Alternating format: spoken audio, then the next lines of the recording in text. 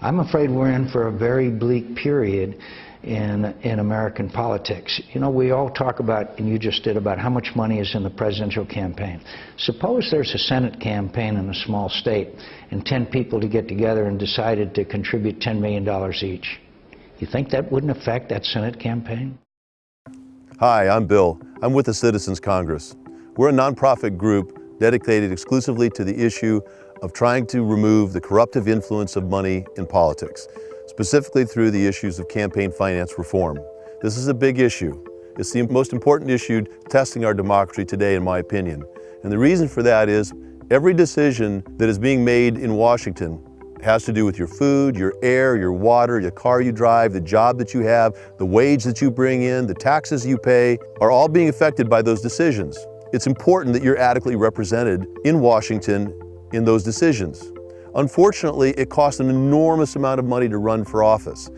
On average, it costs $11 million to run a successful Senate campaign and about $1.5 million to run a congressional campaign. That's an enormous amount of money for somebody to raise. And in a House of Representatives, that's every 2 years. That means that they spend 3 of every 5 work days on the phone trying to raise money. The problem with that is that they also have to go to a certain small number of people that have special interests or narrow agenda to find that money. And that's where you get left behind. Because contributions and other gifts from lobbyists and special interests to public servants are bribes.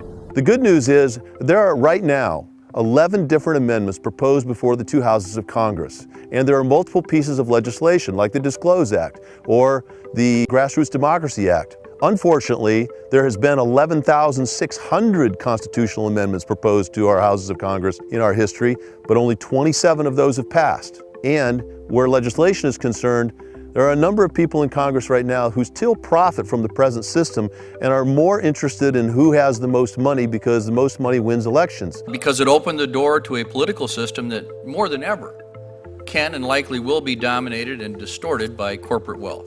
The court showed a remarkable ignorance of how campaign money can affect legislative decisions. There are 93 different organizations that are working on this. There are 25 senators and approximately 80 in the House of Representatives who are willing to work on this issue and publicly advocate for change. And in order for us to get a 60%, a bare minimum of 60% of our representatives to vote for something, we have to have a national unity. Now that's where we come in. What we're trying to do as a Citizens Congress on June 2nd to the 5th, 2014, is to bring all of these people together. The people who wrote the legislation, the people who authored the amendments, the constitutional scholars, to bring them into the same room and say, what are our common goals here? What is the message that we're trying to put out to people? How do we move this forward with a minimum of 60% consensus on this? What is our commonality? That's our job. The Citizens Congress is meant to do that by putting everybody around one large table, almost literally, and finding what those common goals are. Without those kind of consensus, we can't get the traction to move this forward. We can't articulate to people what our goals are and the steps that we need in order to move this thing forward. What we need from you is help with the airfares, the event center, the media, the papers that we need to print out. And we need a modest amount of money for a couple of people that are working on the organizational and logistical efforts to make this thing a success.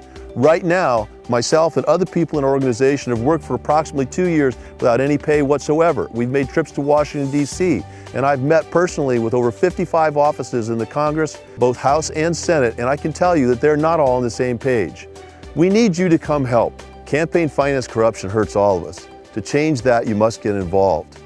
Doing nothing is what got us here in the first place. Helping to remove the corruptive influence of money in elections may be one of the best investments you can make in America today.